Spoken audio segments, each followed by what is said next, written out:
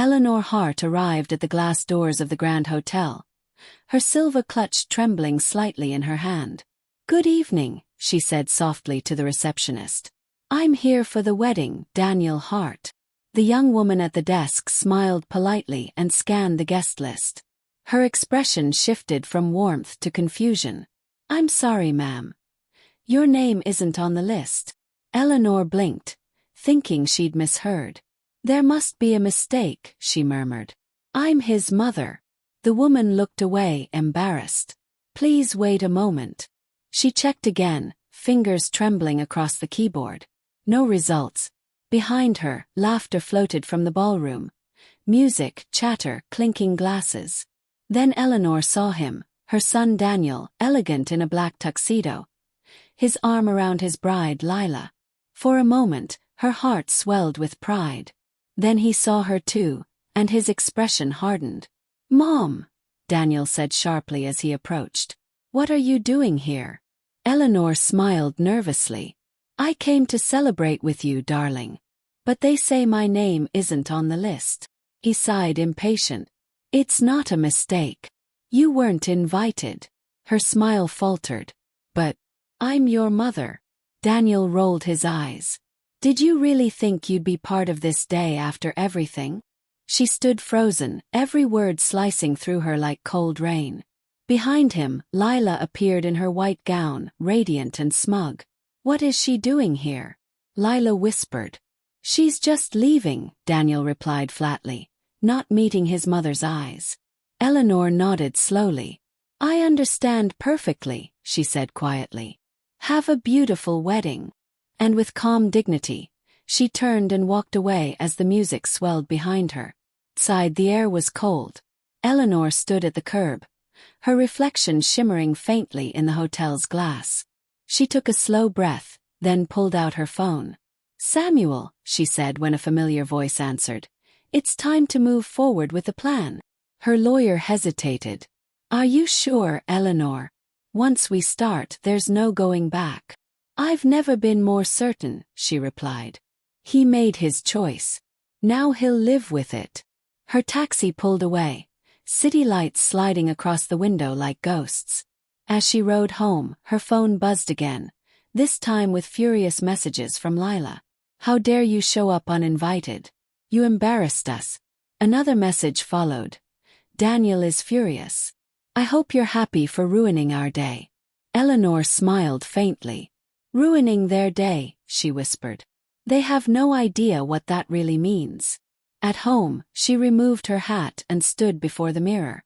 The woman staring back was 71, but her eyes were sharp and steady. For decades, she had been careful, patient, soft-spoken. That woman no longer existed. "I'm done," she told her reflection. Done being their servant. Done being their excuse. Eleanor had adopted Daniel when he was 3. She still remembered the tiny boy sitting on the orphanage steps, crying quietly into his hands. "Do you want to come home with me?" she had asked then. He'd nodded without a word. That day had changed both their lives. She gave him her last name, her love, and her entire world. She worked double shifts at the hospital cafeteria, often skipping meals herself to save for his education. "One day," she used to say, "you'll have everything I never did." Daniel would hug her and promise, "I'll make you proud, Mom." And she believed him, every word. When he graduated with his engineering degree, she wept like a child. "You did it," she whispered, clutching his certificate. All those years were worth it. But looking back now, she realized she had raised not a man, but a stranger. Somewhere along the way, love had turned to entitlement, and gratitude had rotted into contempt. When Lila entered their lives, Eleanor had sensed the shift. "Your mother's always hovering," Lila told Daniel with a casual smile. "She means well, but you need space." Daniel laughed, brushing it off. But soon the laughter stopped. The calls became shorter, the visits rarer, and the warmth in his voice began to fade. The first insult came over dinner. Eleanor had made Daniel's favorite stew. Lila took one bite and smirked. "How salty. I don't know how Daniel survived your cooking." Eleanor looked at her son, waiting for him to speak. But Daniel just kept eating. "She's joking, Mom," he said without looking up. That silence cut deeper than words. From then on, the jabs were constant. "Oh, Eleanor," Lila would say sweetly, "don't you think that blouse is a bit young for you?" Or when Eleanor dropped by unannounced, "You really should call first, we're busy planning our future." Every word was a reminder that she was no longer welcome. The night of the engagement dinner sealed her fate. Eleanor arrived expecting a quiet family meal, only to find Lila flashing a diamond ring, surrounded by her parents and siblings. "Surprise!" They all cheered. Daniel hugged her awkwardly. "Mom, Lila and I want a small wedding, just close family." She smiled through tears, never realizing she'd already been erased from that list. In the weeks leading up to the wedding, she tried to help. "Do you need anything, dear? Flowers? Music?" Lila's tone was always vague. "We'll let you know, Eleanor." But they never did. 3 days before the wedding, Eleanor finally called Daniel. "What time should I arrive?" she asked gently. The silence on the other end felt endless. "Mom," he said finally, "Lila and I decided to keep it to close family." She blinked, confused. "But I'm your family." "I know," he said quietly, "but Lila feels you don't fit the image we want." That word, image, echoed in her head all night. The woman who'd sacrificed every dream, every ounce of strength, was no longer part of her son's image. Still she went. Hope is a stubborn thing, even in old age. She wore her best navy blue dress, did her hair, and took a taxi to the venue. "Maybe," she whispered, "when he sees me, he'll remember." But he hadn't remembered. Not the nights she'd stayed awake by his hospital bed, nor the years she'd gone hungry to feed him. When he said, "Did you really think you were invited?" something inside her snapped and then went still. It wasn't pain anymore. It was clarity. In that moment, she stopped being the begging mother and became something else entirely. Silent, deliberate, and calculating. As she undressed that night, she folded the dress carefully and placed it in a box. "This was supposed to be for your wedding," she murmured. "Now it's for my freedom." She poured herself a small glass of wine, opened her laptop, and began typing instructions to her lawyer. Samuel would handle everything. Eleanor had spent her whole life pretending to be poor so her son could learn humility. Daniel never knew about her inheritance, properties in Geneva, stocks from her father's business, or the quiet fortune sitting untouched in Swiss banks. "You wanted an image, Daniel," she whispered to herself. "Now you'll see what happens when that image disappears." The next morning, the city was still quiet when Eleanor called her lawyer. "Samuel," she said, her voice steady, "begin the transfers." He didn't ask why. He'd been with her through the years of sacrifice, the hospital shifts, and the endless worry. "Understood," he replied. "But just to be sure, Eleanor, this will change everything." "That's the point," she said. "I'm not his mother anymore. I'm just a woman settling her accounts." While Daniel and Lila danced barefoot on the beaches of Cancun, Eleanor spent her mornings sipping tea in a 5-star hotel suite overlooking the Thames. For the first time in her life, she ordered room service without guilt. The waiter smiled politely when she said, "It's my first breakfast in freedom."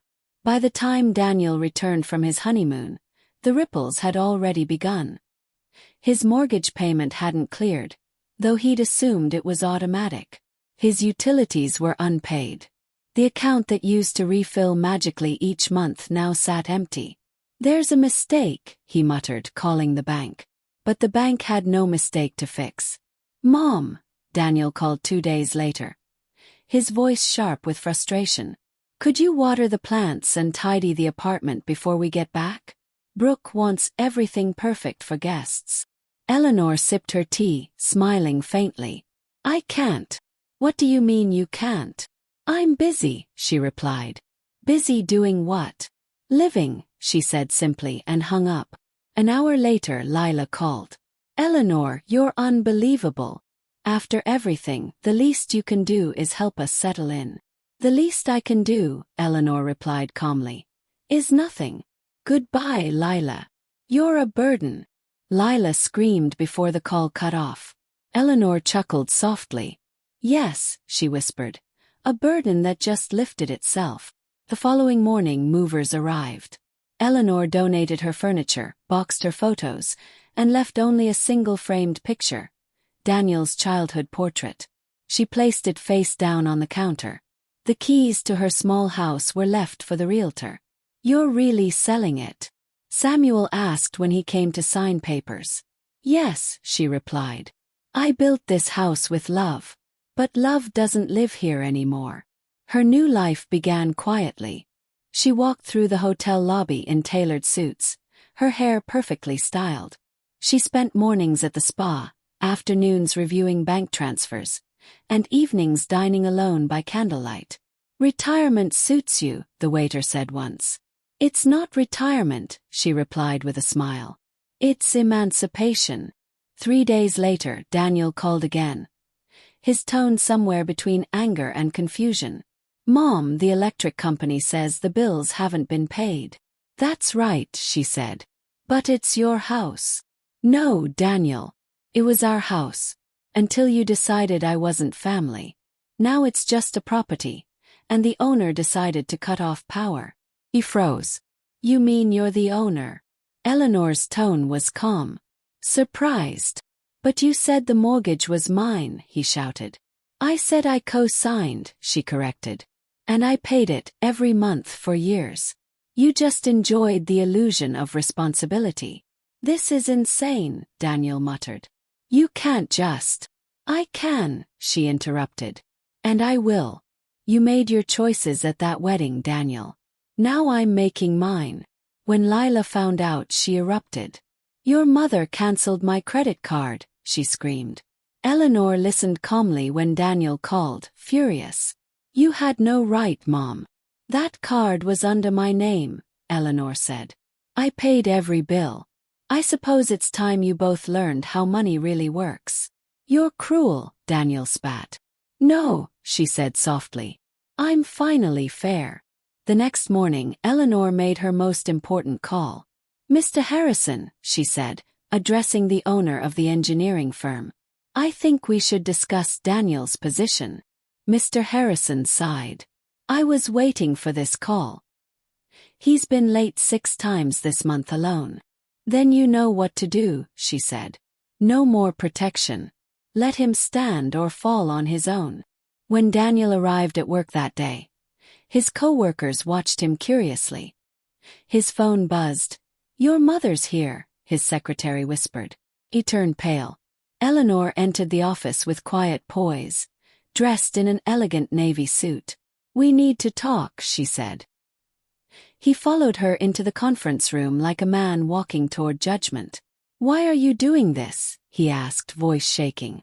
"To show you what happens when you forget who lifted you," she said. "That's dramatic," he scoffed. Eleanor picked up the phone and dialed. "Mr. Harrison, could you join us, please?" Within minutes, the old man entered with a folder in his hand. "Daniel," he said gravely, "these are your performance reports." Daniel frowned. "Reports?" Mr. Harrison opened the file. "Late 43 times. Missed deadlines. 3 clients requested not to work with you again." "That can't be right." Daniel snapped. "It's right," Harrison said. "Your mother asked me to keep you on, to give you a chance. But that chance has run out." Eleanor sat silently, watching him pale. "So, you've been talking about me behind my back?" Daniel whispered. "I've been protecting you," Eleanor said. "Apologizing to clients. Paying for your errors. Shielding you from consequences. But not anymore." "You can't do this," he said weakly. "I already did," she replied. Mr. Harrison closed the folder. "You have 2 weeks to find another job, Daniel. Then you're done." When Mr. Harrison left, silence filled the room. Daniel looked at his mother, eyes glistening. "Please, Mom. Don't ruin me." Eleanor stood. "I didn't ruin you, Daniel. Erased you. You ruined yourself." He paused at the door. "And by the way, the car outside, the one you drive to impress your wife, it's mine too. Return it by the end of the week." That night, Daniel came home defeated. Lila sat on the couch scrolling through her phone. "What now?" she asked lazily. "I lost my job," he muttered. She looked up sharply. "What? How?" "My mother," he said quietly. She was behind everything." Lila scoffed. "Of course she was. That woman's insane." But Daniel didn't reply. For the first time, he wasn't sure his mother was wrong. As days passed, tension grew like smoke in their apartment. Lila blamed him for losing status. "Do something," she yelled. "You can't let that old woman destroy us." "She's not destroying us," he said softly. "She's teaching me." Lila stared at him in disbelief. "Teaching you? Daniel, wake up. She's humiliated you." "No," he said with a sad smile. "She's reminding me who I used to be." Eleanor watched from afar, never calling, never replying. Samuel brought her updates. "They've put their apartment on the market," he said. "The bills are piling up." Eleanor only nodded. He needs to learn the value of humility before he learns the value of forgiveness. That evening, she stood on the hotel balcony, the London skyline sparkling beneath her. She felt no joy, no vengeance, only peace. "For years I was the mother who gave everything," she whispered to the wind. "Now I'm the woman who finally took something back myself." Weeks passed, and Daniel's life began to crumble. The car was repossessed, the company dismissed him quietly, and friends who once admired his success stopped calling.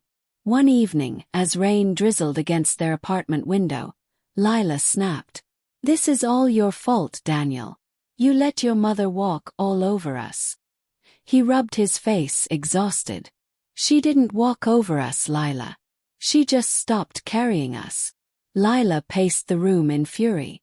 "You've ruined everything. My parents are laughing at me. My friends think I married a loser." Daniel looked up sharply. "Maybe you did. What's that supposed to mean?" she demanded. "It means," he said quietly, "that I let you and me turn into people who only cared about appearances. And now that the money's gone, so are you, aren't you?" Lila's silence was his answer. The next morning she was gone. Her clothes, her jewelry, even her wedding ring, all taken. On the kitchen table lay a note. "I can't live like this. You need to fix your life." Daniel sat at the table staring at her handwriting for a long time. He laughed once. "Bitterly fix my life," he whispered. If only I knew how. That same afternoon, he found himself outside the hotel where his mother had been staying. He stood in the lobby for 10 minutes before approaching the front desk. "Eleanor Hart," he said quietly. "I'm her son." The receptionist nodded and made a call. "She'll see you," she said. Daniel took a deep breath before following the bellman upstairs. Eleanor was sitting near the window, reading. She looked up as he entered. "Daniel." He froze, unsure how to begin. "Mom." "Eleanor," she corrected gently. "You told me I wasn't your family, remember?" He swallowed hard. "I didn't mean that. I was angry." "No," she said softly. "You were honest. Anger only reveals the truth we hide." He sat across from her, eyes tired and hollow.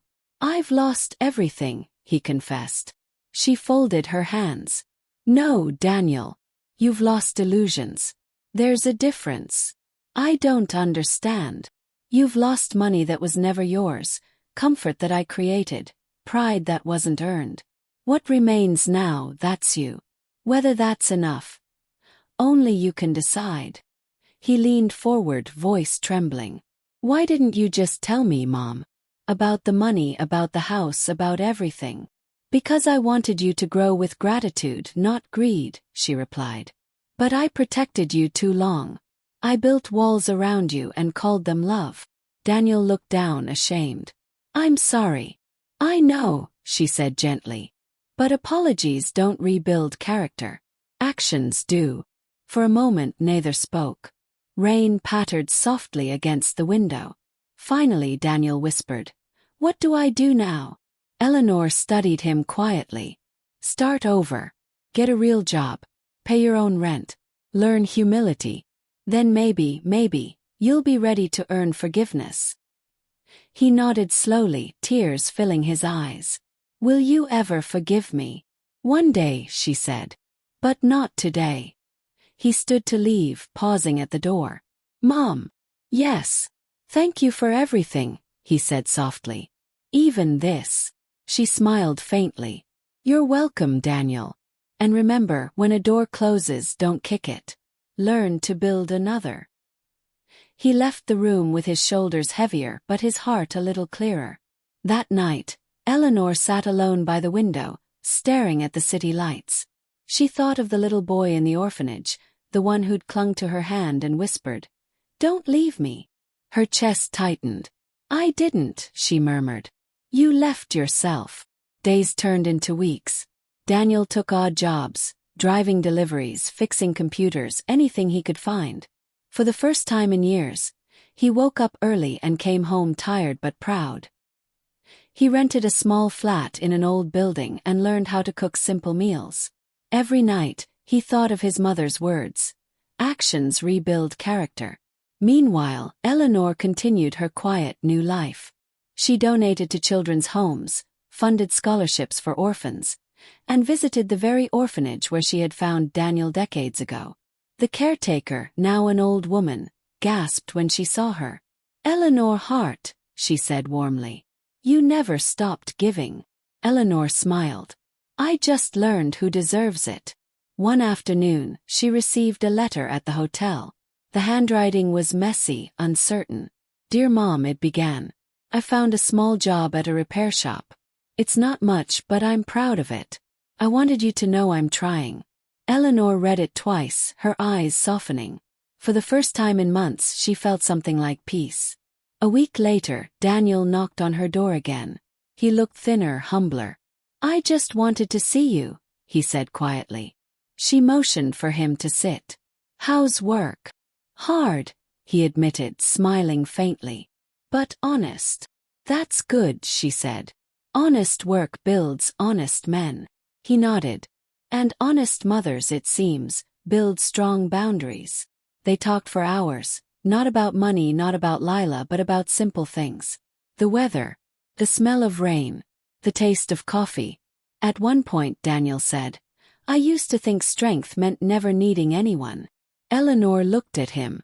"And now I think strength means loving someone even when it hurts," he said. She smiled sadly. "Then you've learned." Before he left, Daniel placed a small envelope on the table. "What's this?" Eleanor asked. "My first paycheck," he said. "For you. To repay what I owe." She shook her head. "You don't owe me money, Daniel." He smiled faintly. "Then call it gratitude." She looked at him, eyes glistening. Gratitude accepted. Months later, Lila tried to return. She called, crying about regrets, about missing him. But Daniel had changed. "I'm not that man anymore," he said quietly. "And you never loved me. You loved what I represented." He ended the call, feeling lighter than he had in years. Eleanor sold a few of her overseas properties and used the money to establish the Hart Foundation, a program supporting single mothers and adopted children. When a journalist asked her, "Why this cause?" she smiled and replied, "Because every mother deserves a chance to be seen, and every child deserves to remember who loved them first." Years later, Daniel attended one of the foundation's events. He stood at the back, watching his mother speak to the crowd. Her voice was calm, steady, radiant.